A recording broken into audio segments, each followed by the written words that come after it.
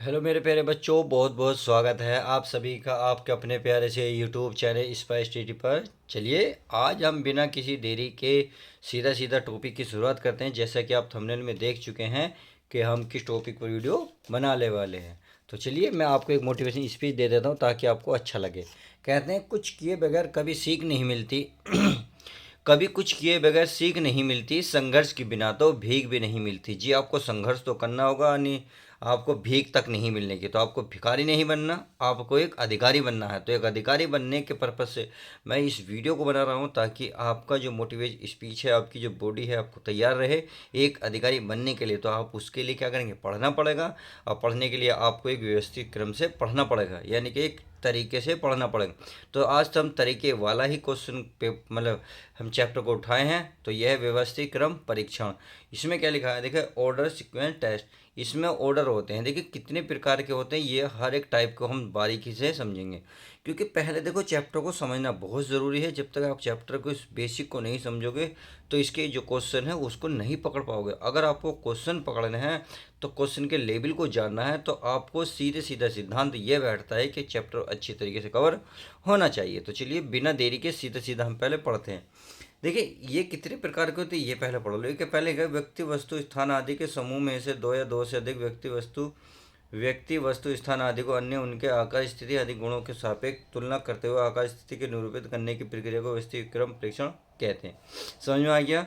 चलिए इस प्रकार के परीक्षण के अंतर्गत प्रतियोगिता में ऐसे प्रश्न पूछे जाते हैं जिनमें व्यक्ति वस्तु के एक निश्चित क्रम में क्रमबद्ध होना होता है। इस परीक्षा के अंतर्गत प्रतियोगिता में ऐसे प्रश्न पूछे जाते हैं जिनमें व्यक्ति या वस्तु को निश्चित क्रमबद्ध करना होता है। यानी कि सीधा सीधा सिद्धांत है, इससे कोई मतलब नहीं है। अब आपको जानना होगा ये कितने प्रकार के होते हैं। व्यवस्थित क्रम समझ में आ गया होगा कि देखो एक ऐसा सिस्टम होता है जिसे हम क्रम से किसी चीज़ को व्यवस्थित करते हैं। यानी कि चाहे उसमें वस्तु हो, व्यक्ति हो या कोई स्थान हो, यानी कि कोई प्लेस हो। सही है। अब ये कितने प्रकार के होते हैं ये आपको बस ये जानना है। यह निश्चित क्रम से लंब रूप में क्षैतिज दिशा में गोलाकार, वृत्ताकार आदि के रूप में संबंधित हो सकते हैं। यानी कि एक गोलाकार भी हो सकता है, कोई एक दिशा भी दे सकता है, एक वर्गाकार भी होता है। देखिए एक वृत्त भी देता है। सही है। इसमें कई प्रकार के क्वेश्चन बनते हैं, तो आपको हर प्रकार समझना चाहिए। देखिए कौन कौन से प्रकार हैं आप इसको यहाँ देख लो। ये लिख रहा है इस परीक्षण के अंतर्गत पूछे जाने वाले निम्न प्रश्नों के प्रकार निम्नलिखित हैं। वित्तीय क्रम व्यवस्था, यानी कि वृत्त, यानी कि जो सर्कल में। अब सर्कल में भी आपको दो क्रम बनने के देखने को मिलेंगे। क्या बनेंगे, देखिए मैं थोड़ा सा समझा देता हूँ। भाई एक सर्कल है, इस सर्कल का एक सेंटर होता है। इस सेंटर में क्या करता है क्वेश्चन, या तो कहेगा कि कोई व्यक्ति इस वृत्त पर बैठे हैं और उनका मुख केंद्र की ओर है, इस तरीके से, यानी कि उनका मुख केंद्र की ओर है। एक कंडीशन तो ये होगी। एक ये होता है अगर यही सर्कल दिया हुआ हो और कुछ भी कहे, यानी कि क्या वो, या तो वो कहेगा कि इस सर्कल से बाहर है। सर्कल के बाहर का मतलब इस तरीके से चेहरा उनका बाहर की ओर है। सही है। तो उनके दाएं बाएं बदल जाते हैं। ये क्वेश्चन मैं डिटेल में बताऊंगा, टेंशन मत लो। जब क्वेश्चन चलेंगे एक एक बारी को बड़े ध्यान से समझेंगे। तो इस वृत्त में दो ही क्वेश्चन बनते हैं। अगर देखो कहेगा तो तब मुंह बैठाना है अंदर या बाहर। अगर नहीं कहेगा तो सीधा सीधा सिद्धांत है। अगर नहीं कहता तो व्यक्ति को व्यक्ति की जो मुख है वो सेंटर की ओर, अंदर की ओर बिठाने हैं। बस इतनी सी बात आपको ध्यान रखनी है। अगर क्वेश्चन में कहेगा तो जो कहेगा वो करेंगे, नहीं तो हम सेंटर की ओर बिठाते हैं। देखो यहाँ इसमें थोड़ी सी बात लिखी है। बहरहाल देखते हैं। पहले स्थान के क्रम में व्यवस्था, यानी कि स्थान के क्रम में व्यवस्था, यानी कि किसी का स्थान कितना है। मान लो एक दाएं से बैठा है पांचवा, हर एक बाएं से बैठा है, तो ये बीच में कितने होंगे, कुल कितने होंगे, या इसके दाएं से कितना होगा, इसके बाएं से कितने होंगे। तो इस तरीके के क्वेश्चन आपको इसमें देखने को मिलेंगे। तो ये एक तरीका ये हो गया, एक तरीका ये हो गया। मैं आपको एक एक तरीका बड़े बारीकी से, बड़ी गहराई से, बड़ी स्मॉल, बड़े प्यार से सब कुछ क्लियर कराऊंगा। अगला है चौकोर क्रम व्यवस्था। चौकोर क्या है ये चलिए हम आगे पढ़ेंगे। आएगा लंब रूप में व्यवस्थित क्रम की व्यवस्था। तो आपको एक एक टाइप पढ़ते जाएंगे। देखिए वृत्तीय क्रम व्यवस्था पर आधारित प्रश्न। इस प्रकार में देखो जो मैंने लैंग्वेज समझाई ना शॉर्ट में वही लिखी हुई है। इस प्रकार के प्रश्न में प्रतियोगिता में ऐसे प्रश्न पूछे जाते हैं जिनमें व्यक्तियों या वस्तुओं को वृत्तीय क्रम में अन्य अभिविन्यस्तित दर्शाया जाता है। इस प्रकार के प्रश्न में अभिविन्यस्तित व्यक्तियों या वस्तुओं के मुख्य केंद्र की ओर होते हैं। देखो वस्तु का मुख केंद्र की ओर होता है तथा प्रेक्षक की स्थिति वृत्त के बाहर की ओर होती है। यानी कि इनका मुख तो होता है केंद्र की ओर, अन्य का जो कमर होती है कहाँ हो जाती है, पीछे की ओर। प्रत्येक के प्रश्न में दिए गए तथ्यों के अनुरूप ही व्यक्ति या वस्तुओं को विभक्त में व्यवस्थित करना होगा।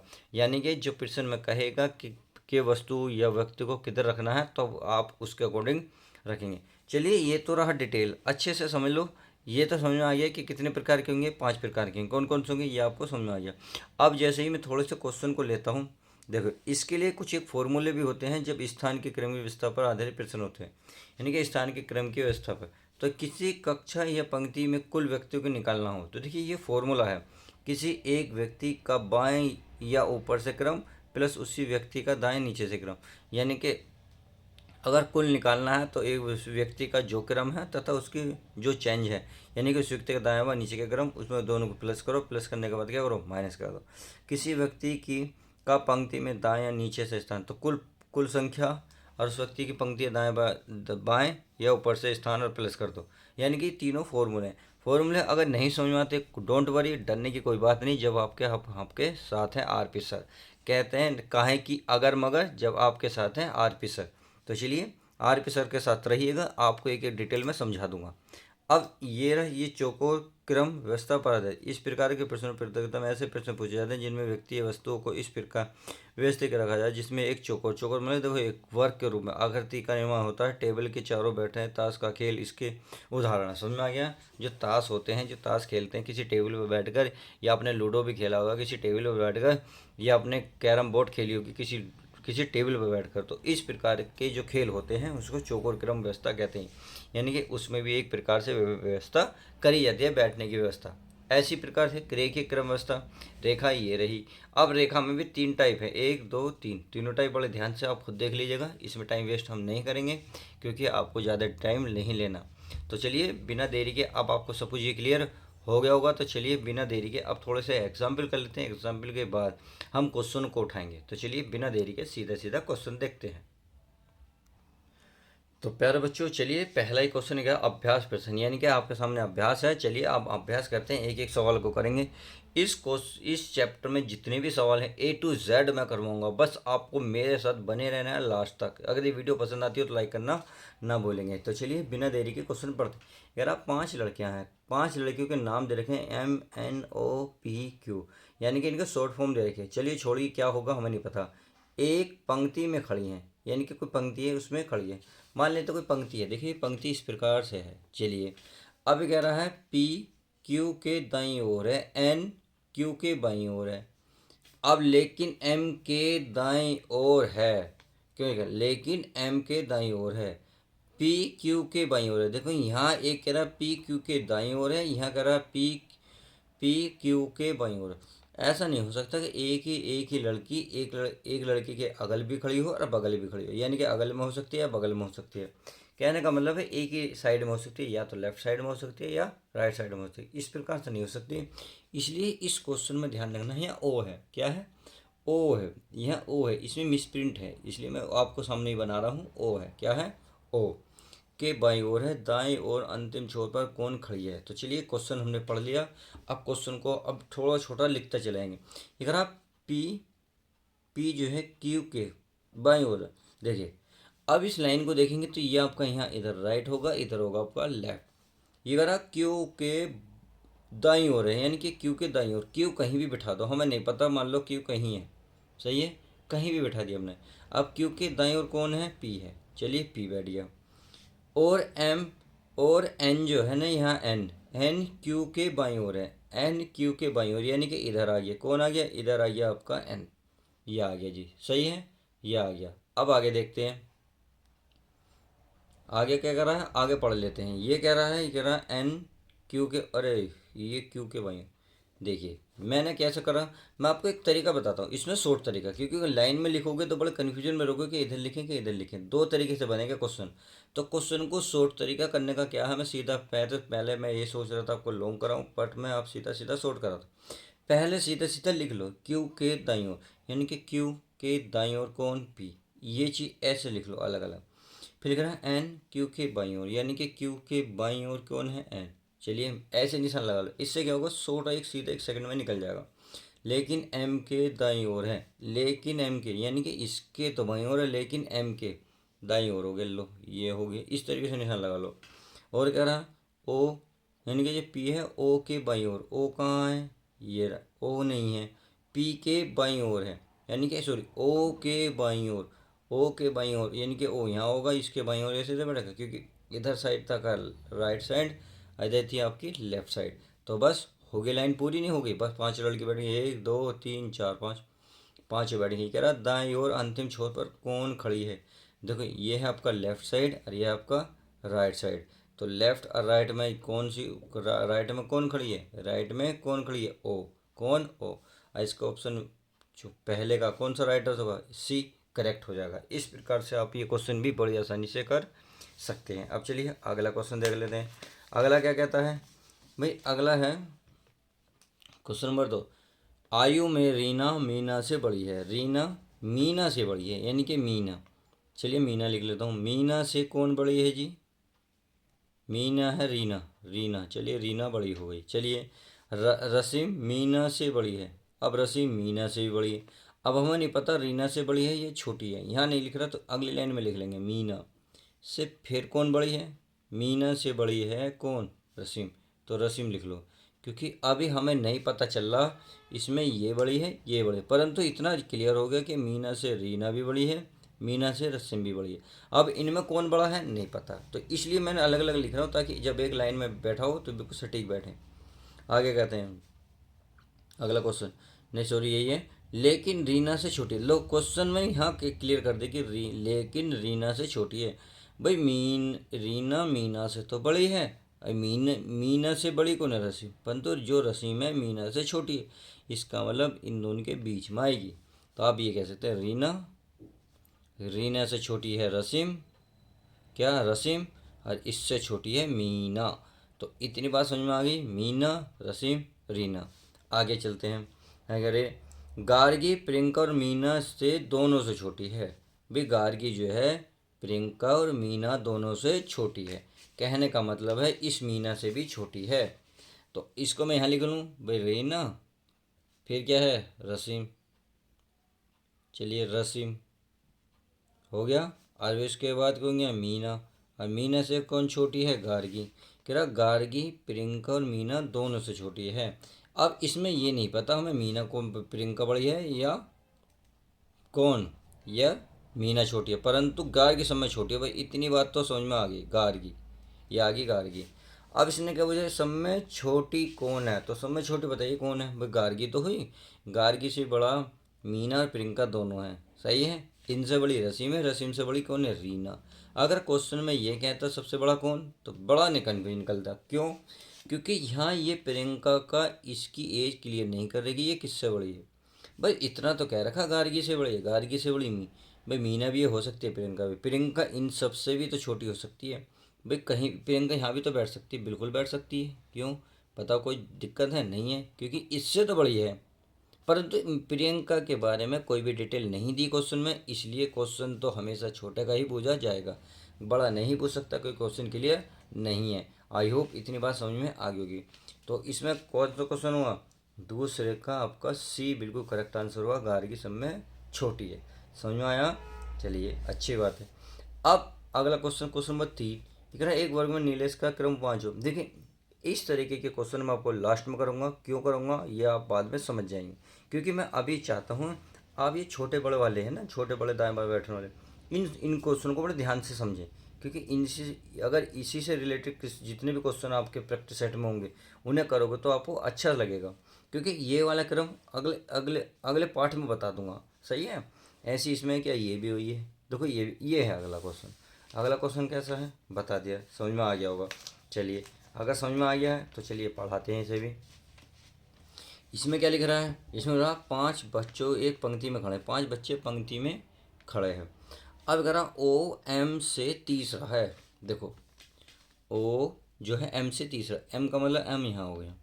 अब तीसरा मतलब इधर भी हो सकता है, तीसरे स्थान पे बैठा है, और एक तीसरा स्थान ये भी तो हो सकता है, एम से तीसरा 1 2 इधर, कहने का मतलब वो इधर भी बैठ सकता है और इधर भी।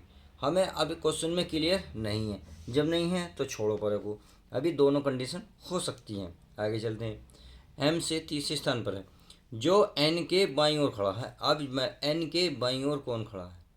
भाई एम से तीसरा तो है, परंतु एम के बाईं ओर है। अगर मैं एम रखूँगा, एम का अगर मैं देखो भाई आप खुद बताएं, इधर तो राइट होता है, इधर लेफ्ट होता है, इसके बाईं ओर, इसका मतलब अगर एन को यहाँ रखूँगा तो इधर बैठेगा, एम से तो इधर बैठेगा, इससे इधर बैठेगा, तो इसका मतलब हुआ ये वाला होगा। यहाँ क्या होगा?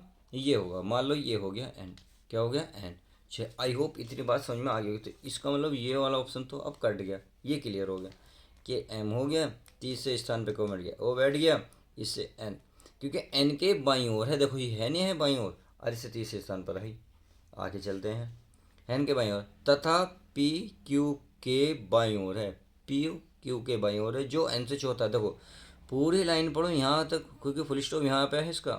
तथा क्यू, सॉरी पी क्यू से बाईं ओर है, तथा पी क्यू से बाईं ओर है। क्यू, क्यू है नहीं है। अब कह रहा क्यू से बाईं ओर है पी। अब कंडीशन तो समझ नहीं कहाँ रखे, परंतु कह रहा जो एन से चौथे स्थान पर बैठेगा।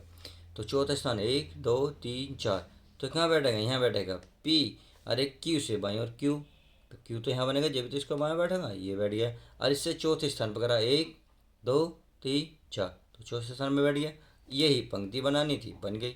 अब इसने क्या पूछा है, क्वेश्चन देख लेते हैं। दाएं ओर से पी का स्थान, दायां का भाई इधर तो आपका लेफ्ट है, इधर क्या है आपका राइट है। तो कह रहा राइट से पी का स्थान कौन सा? तो 1 2 3 4, तो चौथा स्थान है राइट से। अगर इसे लेफ्ट से कहते, लेफ्ट से दूसरा स्थान कौन सा बैठ गया? दूसरा। कौन सा स्थान है? दूसरा। आई होप इतनी बात आप क्लियर हो गई होगी, क्वेश्चन इतने अच्छे से क्लियर हो गया होगा। नहीं समझ में आया वीडियो को दोबारा देख लीजिएगा, आपको क्वेश्चन अच्छे से समझ में आ जाएगा। तो चलिए बिना देरी के अब चलते हैं नेक्स्ट क्वेश्चन। नेक्स्ट क्वेश्चन कौन सा है, इस बात को देख लेते हैं। क्वेश्चन नंबर है 6। क्वेश्चन नंबर 6 देखिए, क्वेश्चन नंबर 6 दिख रहा होगा आपको, देखो देख लो। ये कह रहा है कॉलेज पार्टी में 5 लड़कियां एक पंक्ति में बैठी हैं। यानी कि कोई कॉलेज में पार्टी हो रही है, उसमें 5 लड़कियां पंक्ति में बैठी हैं। अब इसमें देखो एक बात नहीं गई, मुख किधर को, ऊपर को है, नीचे को है, लेफ्ट है, राइट है, नहीं पता। सही है। अब सीधा सीधा मुख कहीं भी हो, हमें कोई फ़र्क नहीं पड़ता। परंतु जब इस तरीके की कंडीशन देख, मुख कहीं भी ना हो, तो लेफ्ट राइट रिल जाते हैं। तो ऐसी कंडीशन में क्या करते हैं, मुंह हमेशा ध्यान रखो ऊपर कर लो। तो इसका जब ऊपर मुंह करोगे तो इसका राइट बैठ जाएगा, इधर लेफ्ट बैठ जाएगा। यानी कि वही कंडीशन करनी है जो इसमें हर क्वेश्चन में हमने करी है। सही है प्यारे बच्चों। तो चलिए बिना देरी के अब हम क्वेश्चन की शुरुआत करते हैं। ये करा कॉलेज में कॉलेज पार्टी में 5 लड़के की पंक्ति में बैठी है। पी एम के बाईं ओर और ओ के दाईं ओर है। देखो एम के बाईं ओर, भाई एम है कोई, इसके बाईं ओर कौन है? बाईं ओर तो इधर बैठेगा पी। सही है। और ओ के दाईं ओर, यानी कि और ओ के क्या बैठेगा? दाएं। लो इतनी बात तो आई होप इतनी बात क्लियर हो गई होगी। आगे क्या करा है, आगे और देख लेते हैं क्या कुछ और कंडीशन फांसी है। आर बैठी है एन के दाईं ओर। देखो यहाँ क्वेश्चन ना तो आर आर और एन, आर एन तो इसमें है नहीं, तो इसका मतलब यहाँ तक तो क्वेश्चन क्लियर नहीं है। परंतु यहाँ एक कंडीशन कहते, परंतु ओ के बाईं ओर। परंतु ओ के, ओ का बायां तो इधर बैठेगा ना भाई, ओ का बायां तो इधर बैठेगा। कौन बैठा? आर। कौन बैठा है? आर। और यही बात कह रहा है कि आर बैठी है एन के दाईं ओर। तो एन कहाँ आ जाएगा? यहाँ, क्योंकि एन का दायां तो ये इधर बैठेगा। जब बैठोगे खुद बैठ के देखो भाई, आप खुद सोचो, अमेजिंग करो, मैं बैठी हूँ, जब आप इधर को बैठोगे तो आपका दायां इधर ही तो बैठेगा, तो इधर के दाईं ओर होगी और ओ के बाईं ओर, बस हो गई फिक्स। इतनी सी बात है। कितना छोटे छोटे सवाल हैं, आप वैसे ही यूं ही डर जाते हैं। आई होप इतनी बात समझ में आ गई होगी। नहीं समझ में आए एक बार और देख लें। काले पाल्टे में 5 लड़के, देखो पी एम के बाईं ओर, चाहे अलग लिख लो, देखो सारी कंडीशन अलग अलग लिख करो भाई। एम के बाईं ओर, यहाँ बात क्लियर है कि बाईं ओर ही बैठेगा कौन? पी। चलिए पी बैठ गया। और ओ के दाईं ओर, यानी कि ओ इधर हो गया था इसके दाएं, तो इसका मतलब एक पंक्ति तो ये बन गई। अब आगे देख लेते हैं। आर बैठी है एन के दाईं ओर, एन के दाईं ओर, एन का दाएं इधर बैठेगा कौन? आर। बैठ गए आर। परंतु ओ के बाईं ओर, अब ओ कहाँ है? ये रहा, ओ के बाईं ओर बैठ गई। तो इसमें देखो, अब इसमें और इसमें क्या कॉमन दिख रहा आपको? ओ नज़र आ रहा है, तो बस इनको जोड़ दो, एन, हाँ ओ ओ ओ, और ये पी और ये एम। इस तरीके से आपका फाइनल आंसर आ जाएगा। तो इस तरीके से आप इन क्वेश्चन को बड़ी आसानी से कर सकते हैं। तो चलिए बिना देरी के अब हम नेक्स्ट सवाल में समझेंगे कि इसी टाइप के क्वेश्चन कैसे किए जा सकते हैं। आज तो क्योंकि बेसिक था, थोड़ा सा बच्चों को ज़्यादा मैं नहीं कराना चाहता, क्योंकि पहला बेसिक समझो, फिर बेसिक के अनुसार फिर हम सवाल करना शुरू करेंगे। तो आज तो छोटे से सवाल करें, अगली वीडियो में हम फुल टॉपिक को साथ इंजॉय के साथ करेंगे। तो चलिए बिना देरी के मिलते हैं किसी और नेक्स्ट वीडियो में।